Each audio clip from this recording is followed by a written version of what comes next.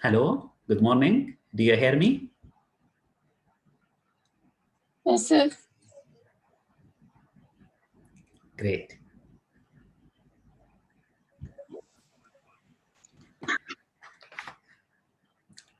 Hi, Prof. Bandi.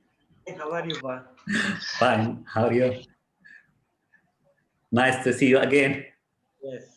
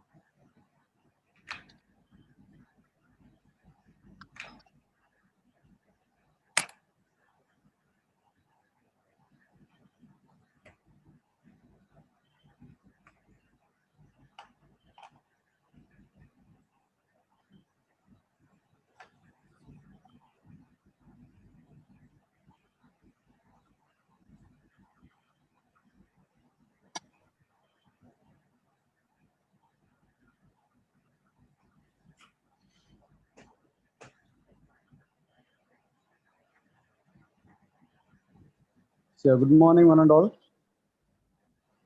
Good morning, sir. I'm welcoming for the second day of this International Faculty Development Program, a roadmap for the preclinical research. So I'm welcoming today's speaker, Mohammed Abdullah Al-Shah, who is working as Associate Professor, Department of Pharmacology, Faculty of Medicine, University of Malaya, Malaysia. So I'm requesting my colleague, Mr. J. Nagalakshmi, to give a brief profile of Dr. Mohammed Al-Shah. Nagalakshmi, so can you give the profile of today's speaker? Thank you, sir. And good morning to all. It's a great pleasure for me to introduce our speaker, Mohammed Al-Shah, who is going to talk us about the potential genotoxicity and reproductive toxicity of selected herbs in Sprague-Dawley rats. Sir is currently working as Associate Professor at Department of Pharmacology in Faculty of Medicine, University of Malaysia, Malaya, Malaysia. And sir, field of research is mainly focused on the pharmacological investigations of flavonoids and other polyphenols for the treatment of colorectal cancer, obesity, diabetes, and fatty liver diseases using various in vitro cell cultures and investigating the gene expression profiling to unreveal the underlying molecular mechanisms. And he is also did the various safety and toxicological studies on polyflavonoids, and sir supervised around 7 PhD students and 3 master students, and he published over 50 papers in peer-reviewed journals with a H index of 13. With this brief introduction, I welcome you, sir, to take over the session. Thank you, sir. Thank you. Thank you for the kind introduction. Hi, good morning and good day, everyone. I'm really glad to be speaker in this program. And thank you for the organizing committee and for Prof. Bandi for the invitation. Hope everything is safe and healthy. So you know, this year I compare this year as compared to last year. Last year I have attended different conference in Rome, Korea, China. It was face to face, and this year I had so far 2 or 3 virtual. So you know the new norm. All of our conferences, even the teaching, we have new norm. Everything it goes online. So hopefully the situation there in India, you managed to flatten the curve as here in Malaysia. And hopefully everyone stay safe and healthy. And hopefully everyone also adapted with the new norm, especially the academic staff and the postgrad students. So let me first just share my screen. Yes, sir.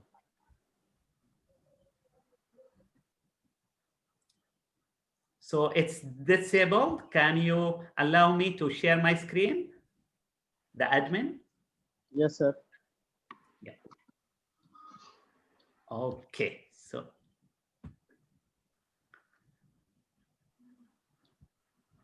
Still, I received message saying host disabled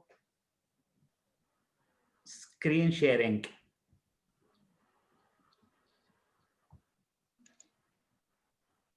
Just a minute, sir. Okay, take your time. So how's the situation over there in your university? Are you, did your teaching still online? Yeah, we do it online. Yeah. Yep, yep. So here in Malaysia, it's online until December. What about your university? So far it's online, but we don't know how when it will going to end the online class. I mean, I see. depends upon the situation. Yep. So your students, they prefer now as compared to face-to-face, which platform? Is it face-to-face or online? No, they adapted. They adapted. Great. Great to hear that. Yep. But it needs more efforts from our side, isn't it? Yeah.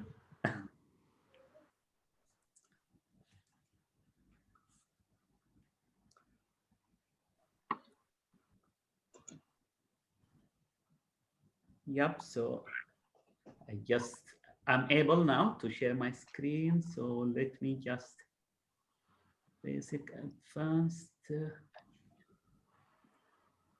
computer. Sir, now you can share your. Yes. Share. Yes, I'm able to share my screen. So, oops.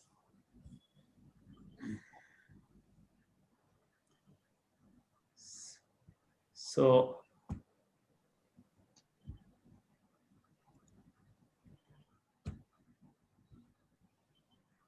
are you able to see my screen? Yeah, we can able to see your email box actually. Okay, yep. I change it now to the slide.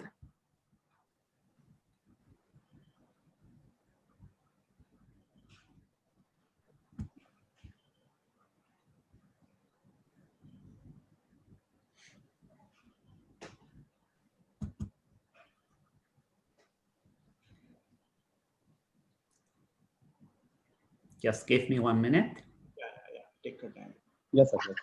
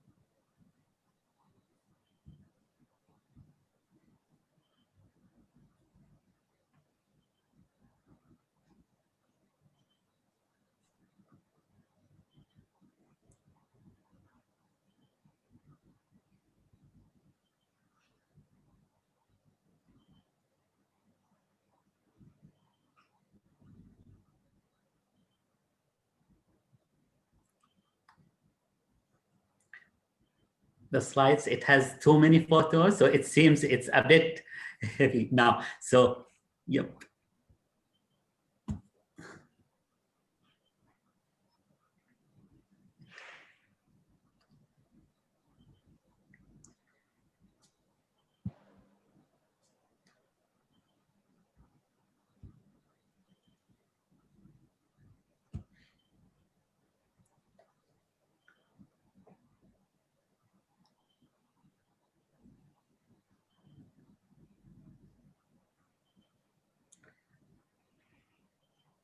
So while we're waiting for the slides to go to the presentation mode, are you able now to see the slides? No, so actually, our mail is only appearing, sir. Sorry? Your Gmail account is appearing, sir. Your mail. Still email? Because here I can see it's the slide. But for screen share, it is appearing only your Gmail, sir. I see. Stop sharing, then again you come back to this slide. Yeah. Already I shared the whole screen, so I should let me. Stop sharing, again you come back. Okay, okay, great. Stop share.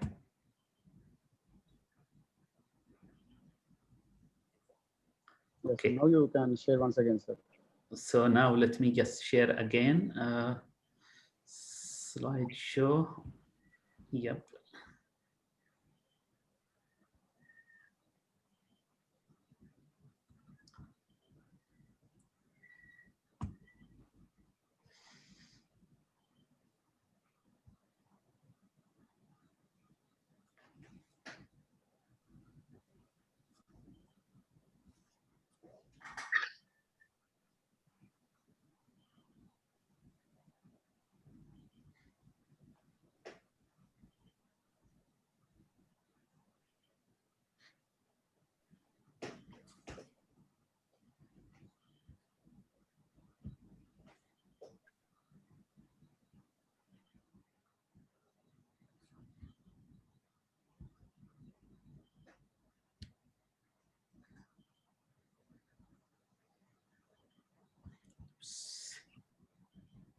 Filled. Okay. Slideshow.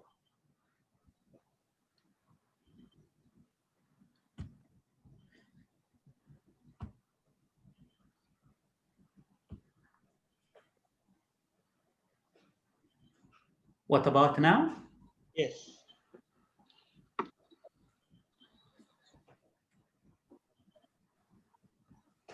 Yes, sir. You can proceed, sir. Yep. Let me just check if.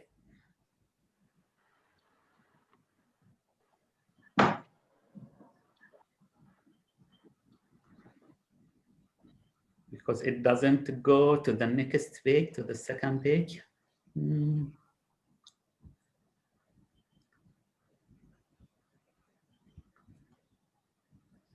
Yeah. Okay. Okay. So my talk today, it's going to be on the genotoxicity and teratogenicity of some natural product using animal model. So before I start my talk about the experiments that our groups and my students, they conduct, let me just start by brief introduction about the toxicology. So toxicology, you know, it's the study of either the adverse effect or even the toxic effect of any therapeutic agents, either natural product, herbs, chemical agent, synthetic drugs, or even by other biological agents on living organisms. While the adverse effect, it's to study the undesirable effect, which could range either from mild adverse effect like nausea, vomiting, or it could be up to severe or immediate death of this therapeutic agent. But the question here, why we should do toxicology testing, including genotoxicity or prenatal developmental toxicity or postnatal? Why we need that? Usually we do just the efficacy. So that toxicology is important, testing is important to prove that any new therapeutic, either natural product or even synthetic drugs, are safe. So it's to investigate the safety profile. And we need that actually during phase, what we call it, preclinical stage, before we go or administer this therapeutic agent to human in the clinical phase 1 and clinical phase 2. And also it's part of drug discovery, so during the preclinical stage. And it's important, I think, to me, even for natural product, you know, public, they have this kind of belief that natural product, they are safe. They have better safety profile as comparing to synthetic agent. But actually, it's not. I will quote here what Swiss physician, his name is Paracelsus. I'm not quite sure if you heard about him. He said, all substances are poisons. It's the dose that it makes it either a poison or a remedy. Do you agree with that, especially the students? But it's important to convey this message to public. So it's the dose. There is nothing to say this herbs or this natural product, it's 100% safe. It's based on the dose actually. So as I mentioned, it's important in the drug discovery. So as you know, the drug discovery, sometimes we start from 10,000 candidate drugs or agents, and then we end up after 10 years with just one agent. So along the way, we have to do different testing. So the toxicology, it takes place here. So it starts with finding the target, so target discovery. And then during the preclinical, we have to confirm the efficacy and the safety. And then after that, it goes to the clinical trials, which is phase 1, phase 2, and phase 3. And after the clinical trials on the human, it goes to the evaluation and approval by FDA. And lastly, the phase 5. So toxicology, including genotoxicity, and mostly actually during the preclinical, most of the pharmaceutical industry and the scientists, they focus on acute toxicity and subchronic, but also carcinogenicity, genotoxicity, and even prenatal, if the drug is proposed for pregnant women, should be done during this stage. Okay, so what's the difference between mitogene and teratogene? We have, we can say some herbs or synthetic drugs, it's mitogenic or genotoxic or teratogenic. So mitogenic, mitogene is any substance that it induces hereditary genetic defect. So it induces hereditary genetic defect where on the germ cells, example here, radiation. While teratogenic compounds, it's any substances that induce non-hereditary congenital. So for mitogenic, it takes place or it affects on the DNA of the germ cell. While for teratogenic, it's any substance that induce non-hereditary congenital malformation on the growing fetus, on the fetus or bubs in animal studies. I want to just quick explain about the exposure and response. And this is true either for synthetic drugs or even for natural product. So we know when we treat any disease with natural product or even synthetic drugs, the pattern of exposure, it could be acute exposure or chronic exposure. Especially for chronic disease, we have to give this treatment or for a long time. And the pattern of response, actually, we can see the signs and symptoms, it's clinical manifestation. And this pattern of response, it could be organ-specific or systemic. So if I focus now on the toxicology, this adverse effect or toxicity, it could be organic-specific, like neurotoxicity or cardiotoxicity, hepatotoxicity, nephrotoxicity, or it could be appear as systemic. It could be immediate or it could be delayed toxicity. It could be also reversible or irreversible. Do you have any problem with the slide? Are you able to see the slide? No problem, you can continue. Yeah. Yes, so, sir. Continue. yeah, thank you. So also even cancer, it's some of the natural product or synthetic drugs, it could cause its carcinogenesis. But I'll focus in my talk on the reproductive effect or reproductive toxicity. But again, before that, it's part of the introduction that I should explain because there is different terms. I think especially for the postgrad students, they have to understand the Noel, Lowell, and all those terms. So I have to explain about the dose response curve. And this dose response curve, it's the same either for synthetic drugs or for the dose response and between the response. And here, when I talk about toxicology, it's the toxic response. So usually the dose response curve, it's sigmoid, like S, as you can see here. And for most of the drugs or even natural product agents, at the small doses, there is no toxic effect, so they are safe. But then the toxic effect, it will start, or adverse effect, it starts at certain threshold. So here, as you can see in this graph, at just above 5 milligram, this is the threshold. So the dose below this threshold, we call it Noel. So Noel stands for non-observed adverse effect level. So whereas I'm not quite sure if you're also able to see the mouse. So Noel actually here is just before the threshold. Even in the second curve, so if the toxic effect starts from here, this is the red bar. So the Noel is just only the dose that before the threshold. So there is no observed adverse effect or toxic effect. While Lowell, it stands for low observed effect, low observed adverse effect level. So it's a bit higher dose. Also from this dose response curve, we can get the lethal dose 50. So it's the dose, especially this is for acute toxicity. It's so for for reproductive toxicity, actually the most important it's Noel and Lowell.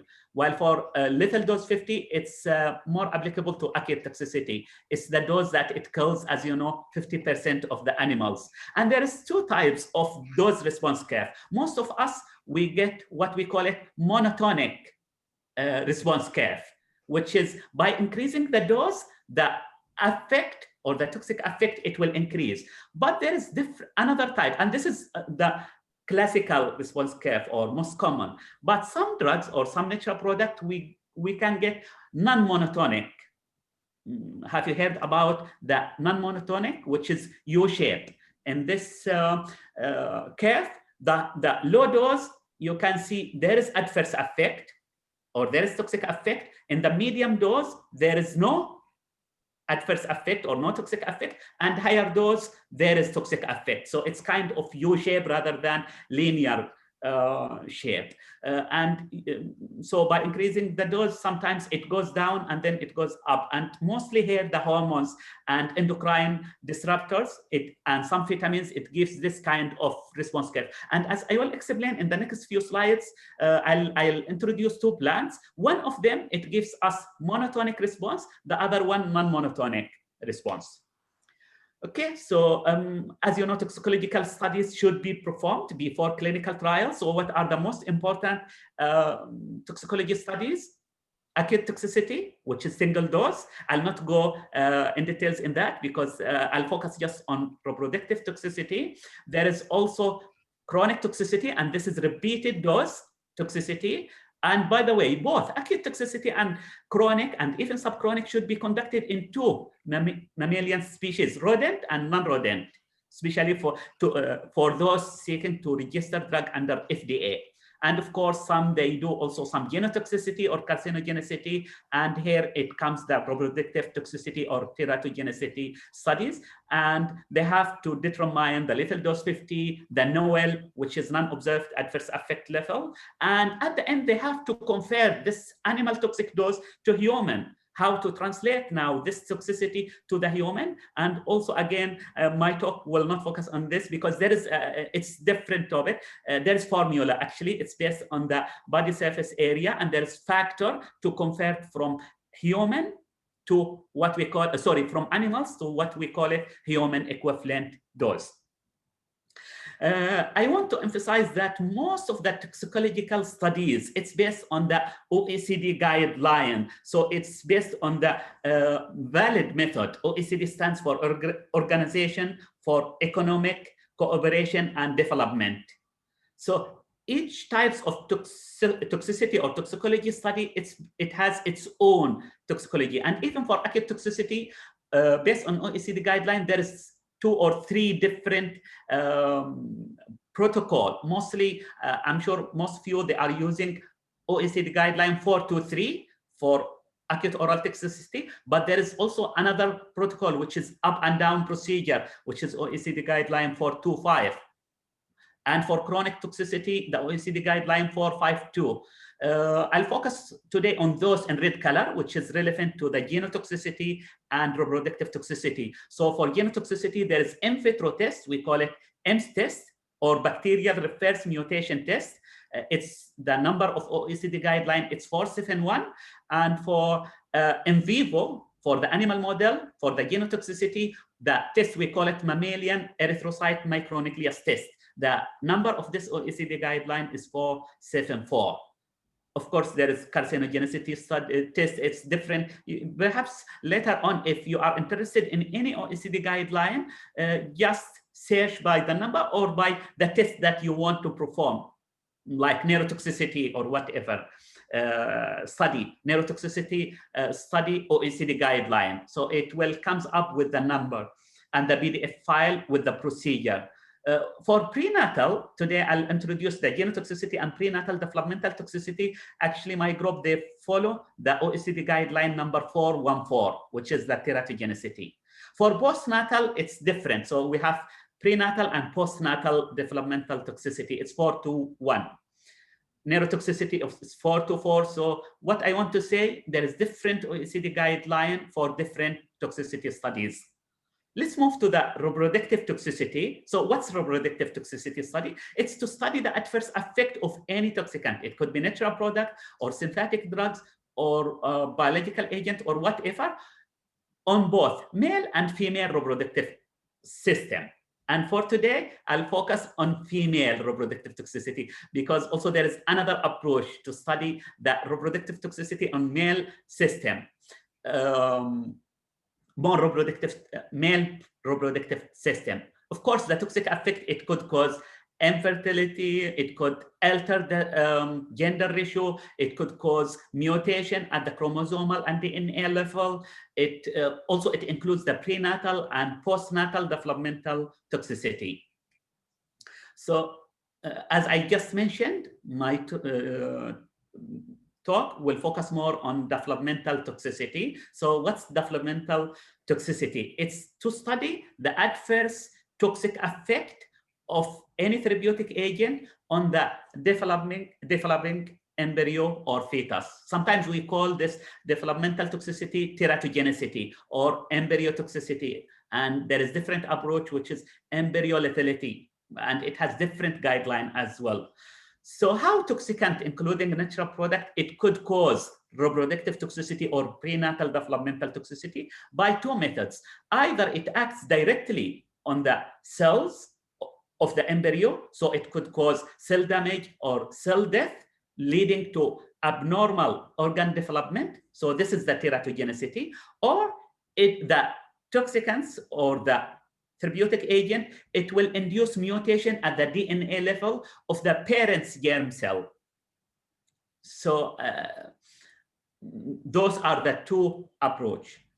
Again, this is kind of repeating what are the methods that mostly used to test or investigate the reproductive toxicity. For prenatal, it's OECD guideline 414, and for genotoxicity, it's OECD guideline 474. And the in vitro, the EMS test, it's OECD guideline 471. After this brief introduction about the toxicology, let's move to the herbal medicine. I'm sure you are aware that people, especially in China, India, Africa, Middle East, they really rely on the natural product. About, according to WHO, between 50 to 70% of world population, they rely on the herbs for their primary health care. And the problem with that, it's, as I just mentioned, most of people, they think that herbs or natural product, it has better safety profile as comparing to synthetic drugs. What about using herbal medicine or natural product during pregnancy? Traditionally, women, they are using certain herbs or natural medicinal plants during the pregnancy, either for general health or even sometimes to reduce the some certain signs and symptoms like nausea or vomiting during the pregnancy, constipation, or even sometimes for other reasons, to prepare for labor or so on and so forth. But what's the problem? The problem, most of those medicinal plants, it lacks the evidence for its safety and its efficacy. It's based on the folk medicine. It could be true in terms of efficacy, but it needs scientific proof or evidence for both efficacy and safety. Especially, there are several published studies relevant to medicinal plant reported that certain herbs, it has genotoxic effect, and some other plants or medicinal plants, it also could cause teratogenic effect. And those studies, some of them, by the way, on humans. So some of the studies, it's case studies, they reported abortion in human. And most of those studies, it's on animal models using OECD guidelines. So after this introduction, in my talk today, I'll focus on two plants. So two PhD students in my group, they have selected two medicinal plants. And why they have selected those two medicinal plants? They are commonly used here in Malaysia and in Middle East during pregnancy. So it's based, they searched the literature and they found out those two plants commonly used during pregnancy. And in the literature, there is no evidence about their safety. So the first plant, this is the plant, it's Verbena officinalis. And traditionally, it's used for undesirable symptoms of pregnancy, like nausea, vomiting, and also sometimes it's used for headache, for fever. So it's a bit commonly used during pregnancy. And they have, most pregnant women, they have believed it's safe and it has health benefits. The second plant, also commonly used here in Malaysia, this is the plant. It's kind of, it looks like roots, so, but this is the plant called Anastatica hierochuntica. So this is, this plant has increasing trend, consumption here in Malaysia, especially during pregnancy. And based on the literature, it's the most commonly consumed plant among pregnant women. And they use it for different purposes, including for general health and also to ease the process. So they use it even during the early pregnancy or even at the late stage of the pregnancy to ease the process of child birth. So the scope of both studies, so I'll show you the findings of both medicinal plants of the two PhD students. The scope of the studies, they have conducted genotoxicity studies and prenatal developmental toxicity studies.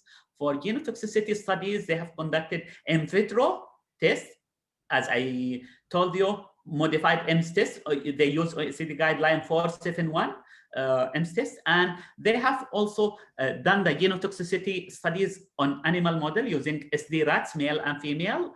For genotoxicity, it should be conducted in both male and female according to OECD guideline 474. And the test, we call it micronucleus assay. For prenatal developmental toxicity, according to OECD guideline, it's conducted on female pregnant SD rats. It's in vivo, and the relevant OECD guideline is 414. Anyone interested in those guidelines, please just Google the number and you can get the PDF, which contains the whole procedure in terms of dosing, duration, dose selection, dosage, everything. It's clearly explained in the OECD guideline.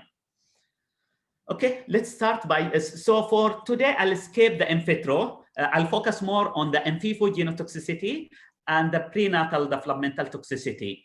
However, my students, they also has done the in vitro, which is actually 96 well plate based.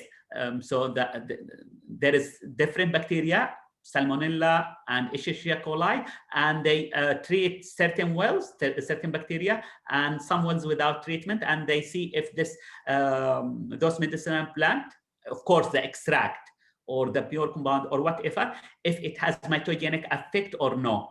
So I'll focus more on animal model, since the title of my talk it's about the in SD rats.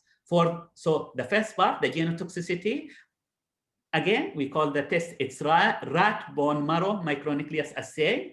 The OECD guideline is 474. So the assay is to evaluate the genotoxic potential of either synthetic drugs or plant by, after we treat the animals, we collect the bone marrow, and then we, after we stain the bone marrow, we calculate the ratio of polychromatic. So this is the polychromatic erythrocyte to normochromatic erythrocyte. So we count 2,000 cells, and then we see the ratio. And then we also count the number of what we call it micronucleated polychromatic cells. I'm not quite sure. Is it clear here? You can see the micronucleus here in polychromatic. So some of polychromatic cells, it has micronucleus. So this is actually the presence of micronucleus polychromatic and the decrease of the ratio of polychromatic to normochromatic erythrocyte. It's indication of genotoxicity in the bone marrow. Of course, for this experiment, it should be conducted in both male and female. So you should treat both male and female according to the OECD guideline, and you should have positive control. In our case, we use cyclophosphamide.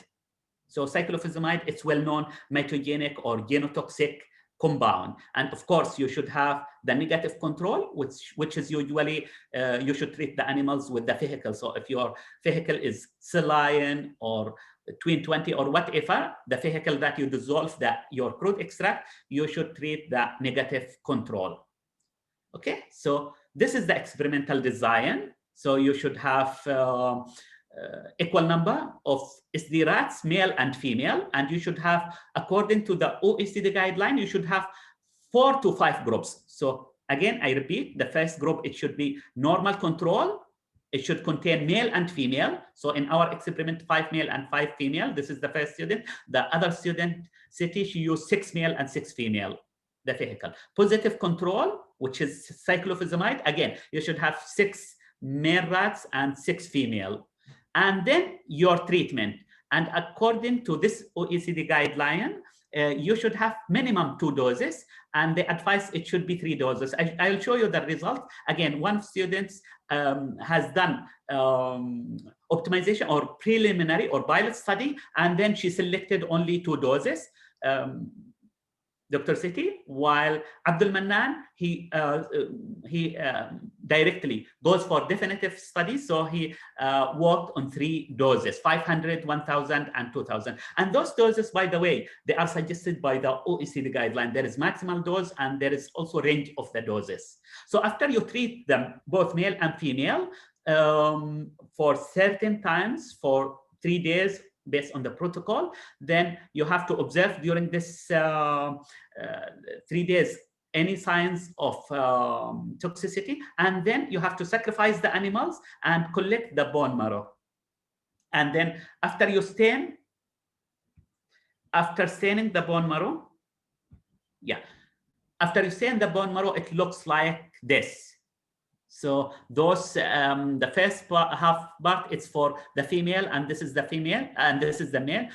Oops, sorry for that. Yeah, so it's different groups. So this is the normal control, and this is the positive control B for female, and here also male, same. This is the normal control, positive control, and those are the 3 different doses. So now I'm showing the results, the finding of the first plant, which is Verbena officinalis. And then I'll show you also the finding of the second plant, which is Anastatica hierochuntica. So after they stain the bone marrow, we have to count first how many micronucleated, like this, it's a bit small, micronucleated polychromatic erythrocyte in 2,000 cells. So you have to count 2,000 cells, and out of those 2,000, how many micronucleated. And the second parameter, you have to count both in about 20 cells, how many polychromatic erythrocyte and how many normochromatic. So those, the dark one, it's polychromatic, and this one, the lighter one, it's normochromatic.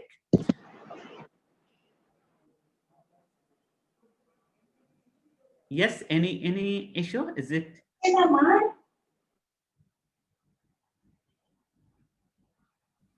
Nothing, sir. You can proceed, sir.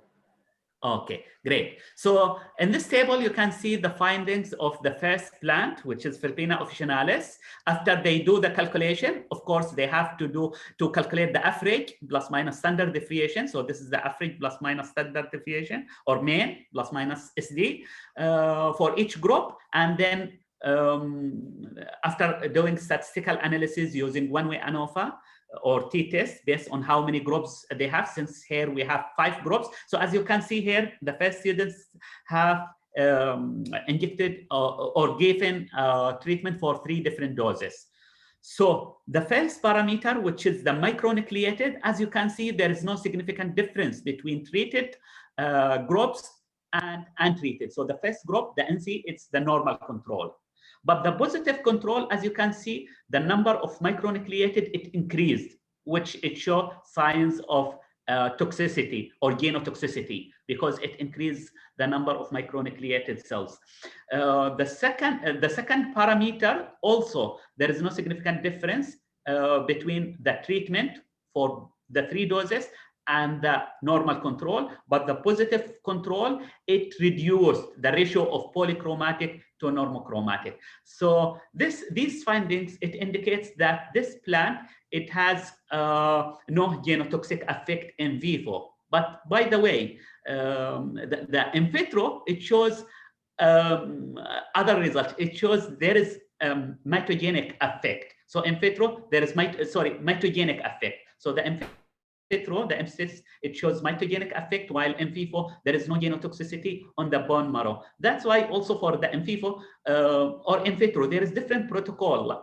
It's not just only micronucleus. You have to do also chromosomal appreciation test in order to confirm. And there is difference actually between the in vitro model and the in vivo model, because for the in vivo, there is different parameters, the whole physiological system. So the finding of both the MSTIS, the mitogenicity, the in vitro and the in vivo for the first plant published in the Journal of Ethnopharmacology.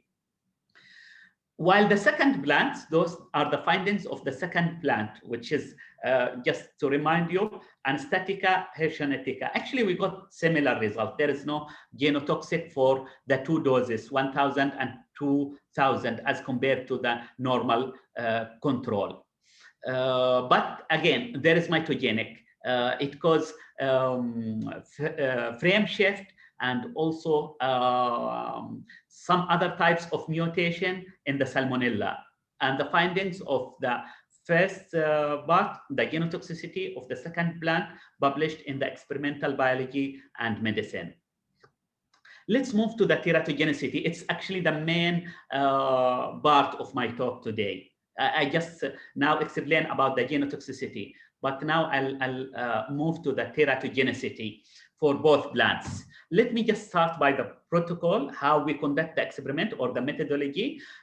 Again, it's based on the OECD guideline 414. And before I explain methodology, I'm sure you are aware the gestation for rodents, how many days? It's 21 days. So the organogenesis, according to this illustration, it starts from most of the organs. Organogenesis, it refers to when the organs start to develop. Most of the organs, it starts to develop from day 6 up to day 16, or some organs up to day 18. And most malformation or teratogenic effect of medicinal plant and synthetic drugs, it occurred during these times. So here in this illustration, adapted from Wilson, the most percentage of malformation, it takes place in the eye, brain, heart, and it starts from day 8. So based on this illustration, the treatment, and according to OECD guideline, the treatment should start after confirming the pregnancy from day 6. And this is how we conducted the experiment. We start the treatment from day 6 until day 20. Okay, so how we conducted the experiment? We have male and female. So you have first to mate male and female in the ratio 1:1. But what's the appropriate or suitable time to mate the male and female? This is the estrus cycle of the rodent. So the estrus cycle, it's 4 different phases: proestrus, estrus, metaestrus, and diestrus. And as you can see clearly, if you collect vaginal swab under microscope, it looks different. There is different types of cells under microscope. So what do you think? Which phase out of those 4 we should mate male and female to get the female pregnant? Is it during estrus, metaestrus, proestrus, diestrus? Actually, it's during the proestrus.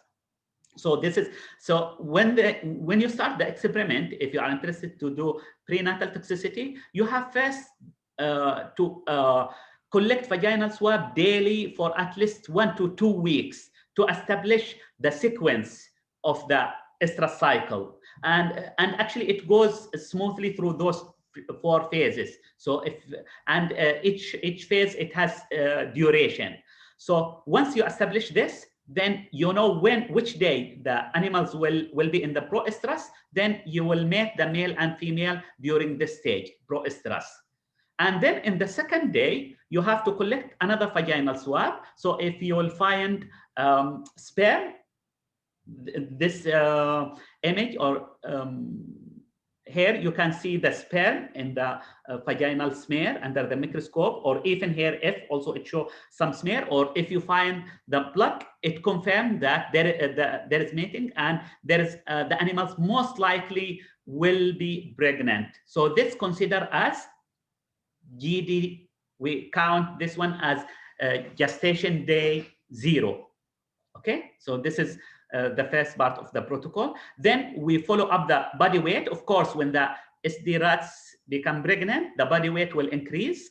So on day 6, based on this protocol, you have to start the treatment either oral. So in our case, it's crude extract oral gavage.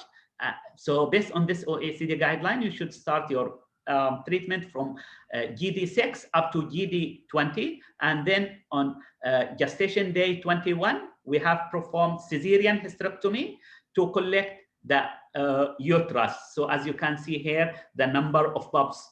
Do you know how many pups or fetus per rats normally? I asked question, so just answer yourself. So it's between 10 to 13 or 12. In average, it's about 12 in normal rats. Okay. So then what are the parameters that we evaluate after we do cesarean hysterectomy? There is 2 different parameters. Some parameters related to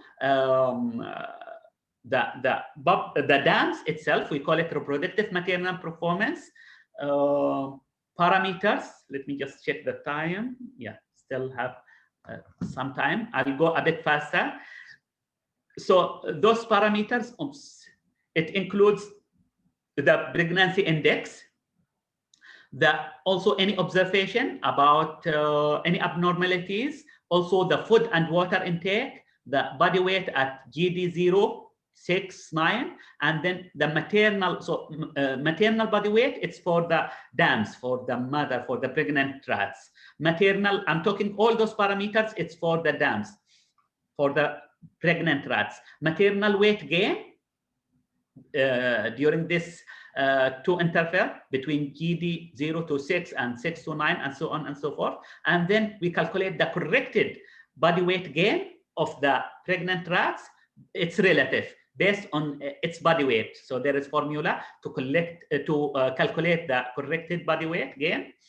And then the most important, those 4 parameters: the number of corpora latam per liter, and number of implantation sites per liter, and number of resorption sites, either late or early resorption, and the percentage of post-implantation loss.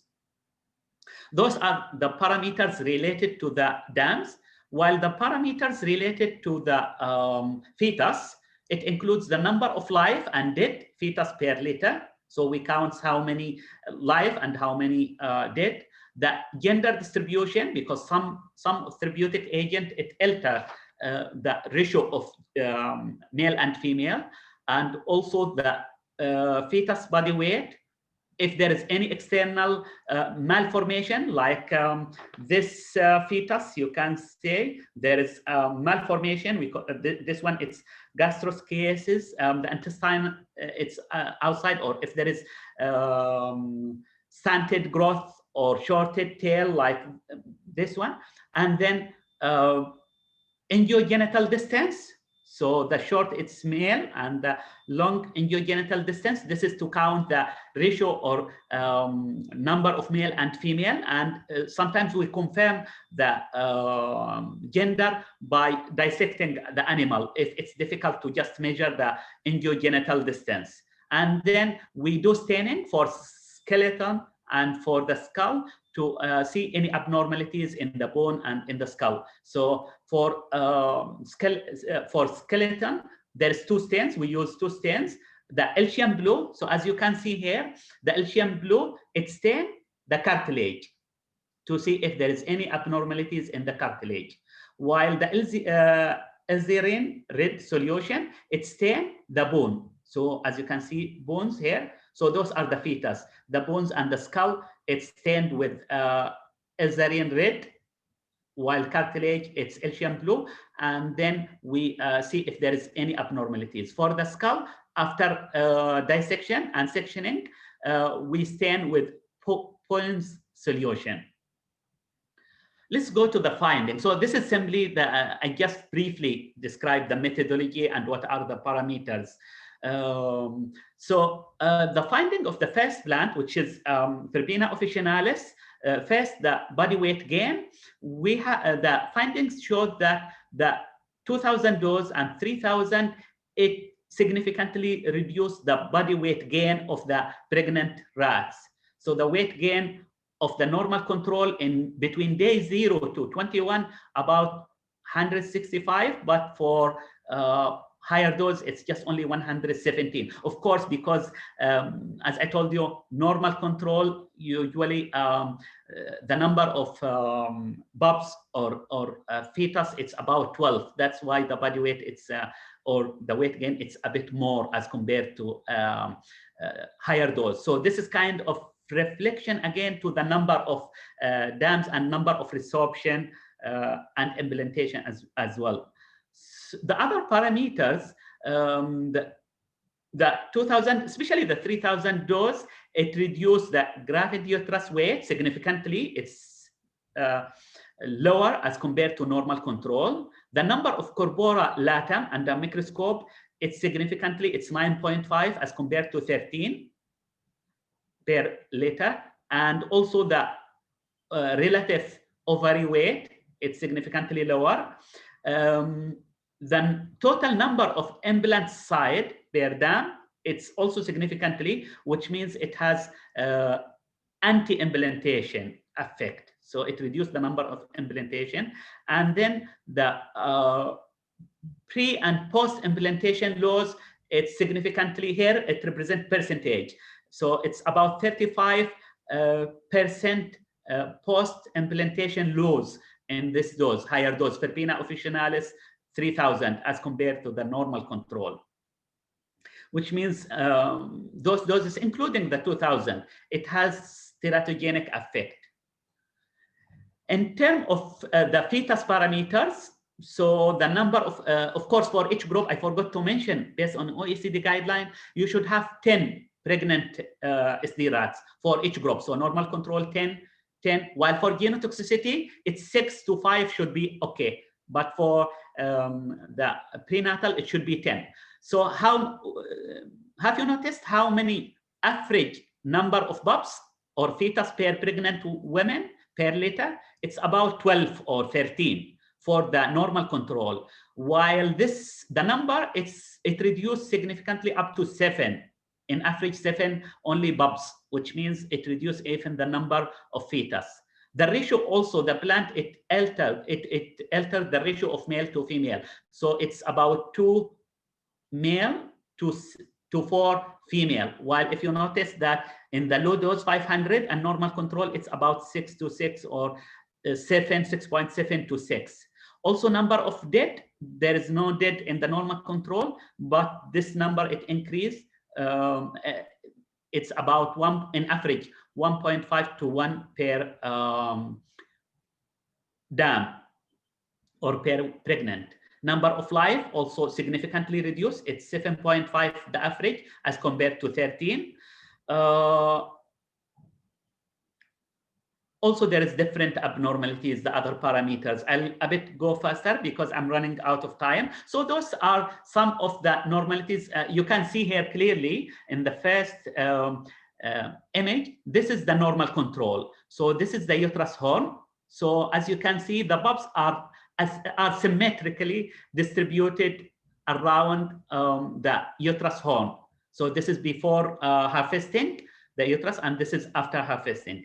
While in this, the second image here, you can see asymmetric. In the right, how many pups? It's about 2 or 3. While in the left, it's about 6. So there is asymmetric.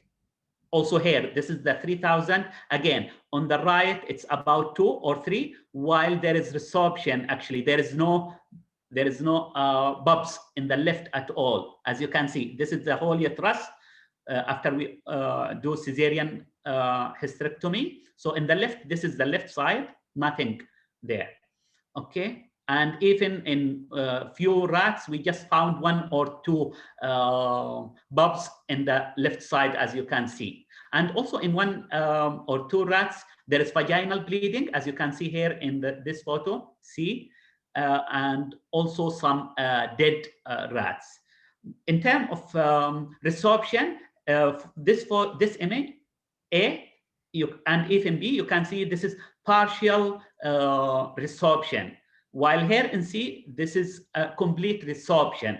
So there is implantation, but there is resorption. There is no fetus here. We count both actually the implantation, number of implants and corporalatum, and also we count the resorption. And here also in few rats, we found, by the way, for the Verbena officinalis, some ovary cyst as well. Verbena officinalis also, it reduced the, it caused stunted growth. So as you can see, this photo for both groups here, this is the normal control, and those are different doses. So as you can see, especially the higher doses here at D, the 3,000, it caused stunted growth. It reduced the growth, and when you measure the weight, so it has low birth weight as compared to the normal control. There is also different abnormalities. So it's not just only the number of resorption or number of live to dead, or the number of fetus compared between treated and untreated. There is different abnormalities for this plant. Like here in this image, there is few bulbs with gastroschiasis. The intestinal was outside, short hand. There is oedema. As you can see here in C, there is different hemorrhage at different part of the body. Here at the back, there is also curved tail. So actually, there is different abnormalities.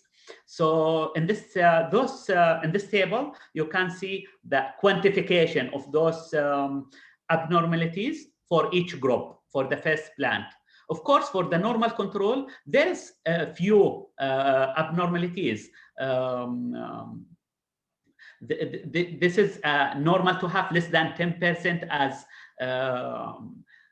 abnormalities, but as compared to high dose, it's 25% the abnormalities. You can see the difference. Even though the percentage of different abnormalities, it increased by increasing the dose. Okay. So I'll not go to the details.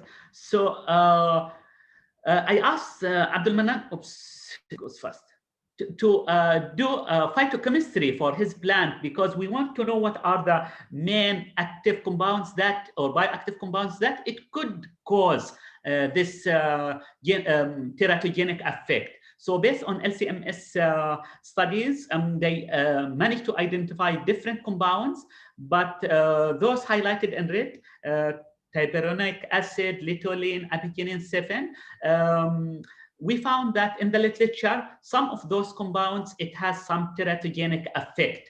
Unfortunately, for our study, we just conducted the animal study on the crude extract. We couldn't manage to get the pure compound to repeat the experiment. So we can say most likely, we are not quite sure. It could be a combination of all those bioactive compounds, but the crude extract itself, it has teratogenic effect. So the conclusion of the first plant, the Verbena officinalis, it has mitogenic effect, but no genotoxic effect. It has teratogenic effect because it reduced the number of corporal atom, the incidence of pre and post implantation. There is too many congenital abnormalities, significant congenital anomalies or malformation as compared to untreated. And most likely the compounds are those three compounds. And by the way, I didn't show also the skeletal variation and abnormalities, but also it caused skeletal abnormalities in the ribs ossification and others. So the recommendation of the first study, this plant, Verbena officinalis, should be avoided by women during pregnancy. And we should educate actually public, especially here in Malaysia and Middle East, since they are consumed this plant during the pregnancy, about the safety profile of this plant. However, this study conducted, do you remember, in just one animal model, which is rodent. So the prenatal toxicity should be confirmed using non-rodent animal model in order to confirm. So for pharmaceutical industry, before they say this drug, it has no teratogenic effect, usually they conduct the same non-rodent. So for today, the rodent. So the outcome of this work published in Chemical Biological Interaction ISI journal for the first plant. I'll go fast for the second plant, but it's a bit different. So here the second plant, which is Anastatica hierochuntica, it significantly reduced the maternal or corrected maternal body weight. This is the body weight. The corrected maternal body weight, and also it reduced the fetus body weight as compared to the control. This is the control. And also the ratio, it altered the ratio, but it's opposite to the first plant. Do you remember the first plant? It reduced the male ratio, but here, as you can see, it increased the female, it increased the male ratio. So it's opposite finding as compared to Verbena officinalis. More male, so the green color represents male, more male as compared to female. There is different abnormalities. So usually this is the normal control. So as you can see, similar, it caused also this plant stunted growth, low body weight. There is cleft, there is different abnormalities. Some abnormalities different as compared to the first plant, like cleft lips. This plant, it caused cleft lip. Also in terms of skeletal examination, there is different abnormalities. There is ossification in the ribs. There is incomplete number and ossification of sternum and other abnormalities. So this plant actually, it's different. Do you remember monotonous and non-monotonous? So this plant, we found that the 250, it has some toxic effect, and 1000, it has toxic effect. But the 500, it doesn't have this teratogenic effect. So it's kind of U shape. It seems there is, it's similar to the non-monotonous, while the first plant, it has monotonous, so it's linear. So for the second plant, we were not able to calculate the Noel for this plant. While for the first plant, we managed to calculate the Noel because it's monotonous. Okay, and the outcome of the second plant published in the Journal of Ethnopharmacology. So with that, I end my talk. But before I end, I'd like to acknowledge different grants supported those two projects by University of Malaya. And most of the work, the first plant, the investigation conducted by this guy, Abdul Mannan. Right now, he's in Netherlands. Plant, which is Anastatica, hierochuntica, conducted by Dr. Seti. She's academic staff here in the University of Malaya. Thank you.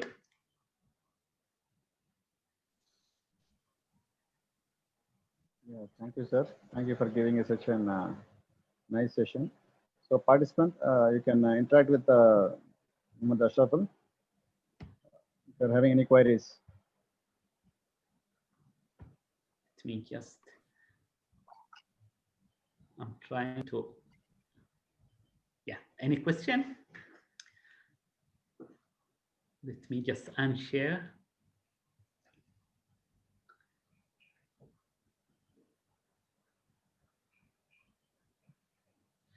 So actually my group, by the way, I'm open for any collaboration. My group, mostly they are doing toxicology study, acute chronic studies, genotoxicity and teratogenicity. So this is one part of my work. The other part, it's mostly on pharmacotherapeutics of flavonoids and polyphenols, especially against colorectal cancer and metabolic syndrome.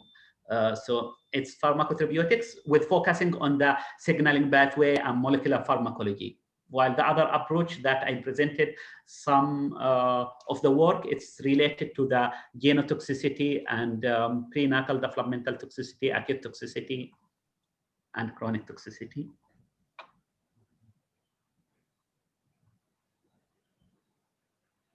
I want to open.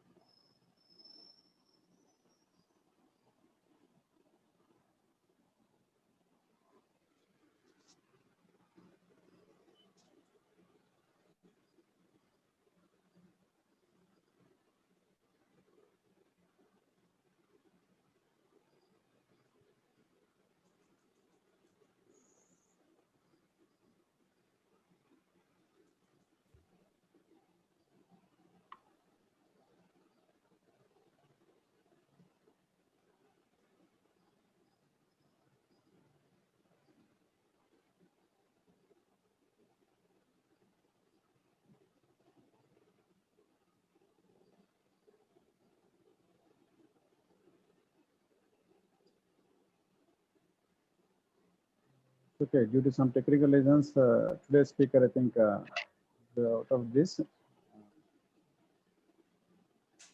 So thank you for the participation, the participants, and I'm thankful to today's speaker, Muhammad Abdullah Al-Shash, for giving a nice, valuable talk on genotoxicity. So I request all the participants to join for the tomorrow's session at the same time around 11 o'clock, which is going to be key speaker is going to be Dharmani Devi Murugan. She is also from University of Malaya. So she will be delivering the next session. Okay. So thank you one and all.